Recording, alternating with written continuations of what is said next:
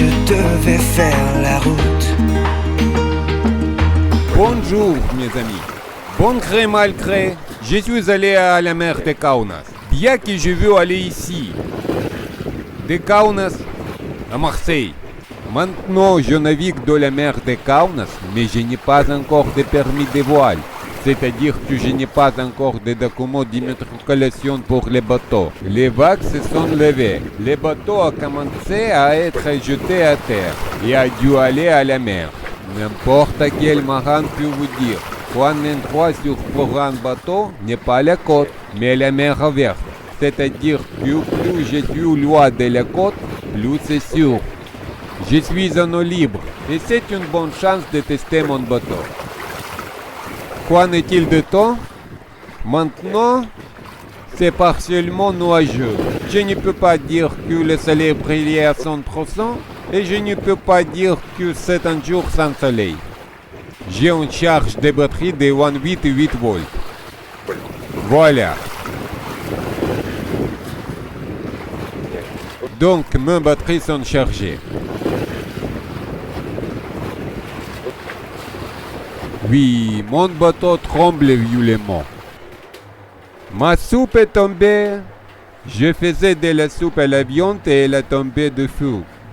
J'ai besoin de faire une sorte de porte-casserole, sinon la casserole tombera toujours.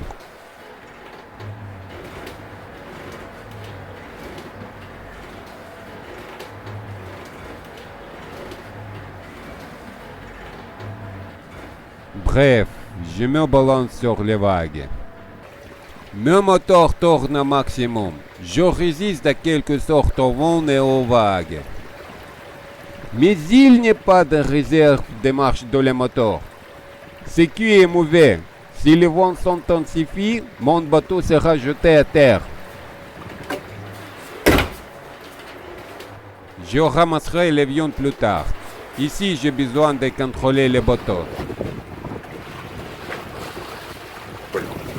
Maintenant, le vent se calme et les vagues deviennent plus petites.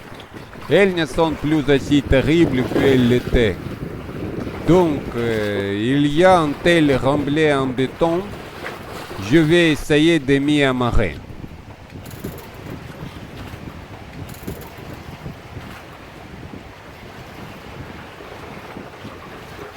J'ai une sensation très forte et agréable de ce gouvernail. Je me sens marin, capitaine, skipper. Oh! Les vagues sont grosses, mais je flotte. La vitesse du bateau n'est pas grande, mais je navigue vers le vent. Pour être honnête, les moteurs sont faibles. Et maintenant, je le sais. Oui, je cours. Donc, tout d'abord, mon bateau a changé de lieu de mouillage pour la première fois. Il est né sur une plage de sable, mais ici c'est du béton. Deuxièmement, le miracle de l'homme à visage pâle est venu. Il a examiné ce que je vais construire. Il a regardé le bateau et naturellement, comme il se doit avec le visage pâle, je n'ai pas réussi le test. Je suis devenu plus intelligent et plus sage et je me prépare pour le prochain test. Qu'est-ce que le visage pâle n'aimait pas? Il n'aimait pas mon bateau. Il n'aimait pas le fait que j'ai construit un bateau moi que dans le projet.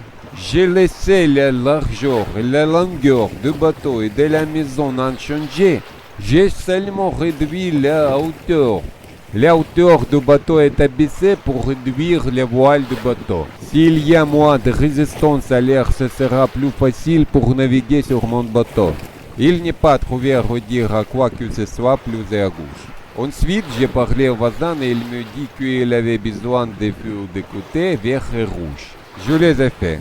Acheter une bande de diodes rouges et une autre vert. Et les ai calés. C'est comme ça qu'ils ont fonctionné la nuit. Mes diodes brillaient magnifiquement. J'ai encore besoin d'une transe pour attacher le moteur.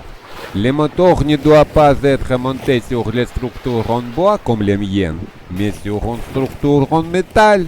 J'ai déjà commandé cette structure en aluminium et ils me feront un nouveau projet et j'irai la chercher bientôt. Avec un nouveau projet, je reviendrai visage pâle. Eh bien, allons-y, je vais vous montrer l'ancre.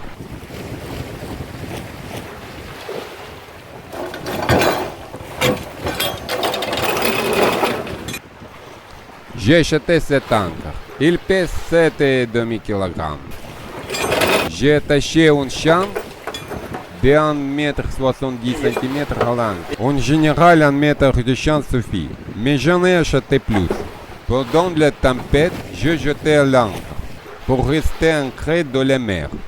Mais rien ne s'est passé. Le vent m'a emporté sur les côtés. Donc, comment fonctionne une ancre? L'ancre doit tomber vers le bas, le champ doit l'incliner, puis elle doit s'accrocher à quelque chose. Et voici cette corde pour la soulever si elle est fermement accrochée. J'ai un tel problème maintenant. Le bateau est gros et l'ancre ne peut pas le retenir. Je pense à résoudre ce problème avec une chaîne. Je veux allonger les chaînes, disons 10 mètres. Je pense que quand je l'accrochais l'ancre, il s'accrochait à quelque chose et je l'accrochais le champ ne laissera pas l'ancre se lever et le bateau ne bougera pas. Et la chaîne une fois sera également une ancre. Je pense que d'allonger les chaînes et essayer à nouveau. Ma maison devient une vraie maison. J'ai fait quelques changements. J'ai fait des étagères et j'ai vissé toutes sortes de choses pour la cuisine.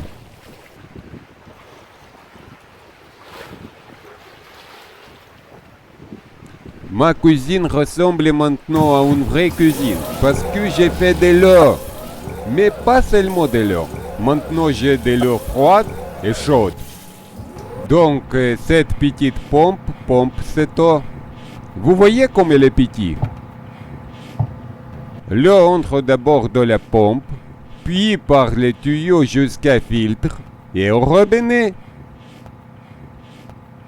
Cette eau provient de la mer de Kaunas. Elle n'est donc pas potable, mais technique.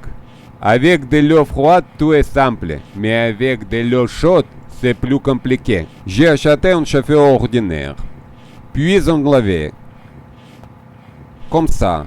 Un élément chauffant de 220 volts et a mis un élément chauffant de 24 volts. Je l'ai connecté à mon électricité 24 volts. Maintenant, il chauffe 50 litres d'eau de froid au chaud en 3 heures, pas rapidement. Mais ça me rend très heureux parce que c'est gratuit. Je n'ai pas encore de bain ni de douche, mais l'eau chaude ne disparaît pas. Je l'utilise. Allons à l'arrière du bateau. Je vais vous montrer. Oh! Tu sais que d'une chose comme celle-là, c'est en dessous, mais pas seulement en dessous. Il y a un couvercle et c'est une chose avec un câble. Je vais mettre ce truc comme ça et le connecter à un onduleur qui fait 220 volts. Je vais mettre en dessous sur le dessous et le couvrir avec un couvercle. Ceci est une machine à laver.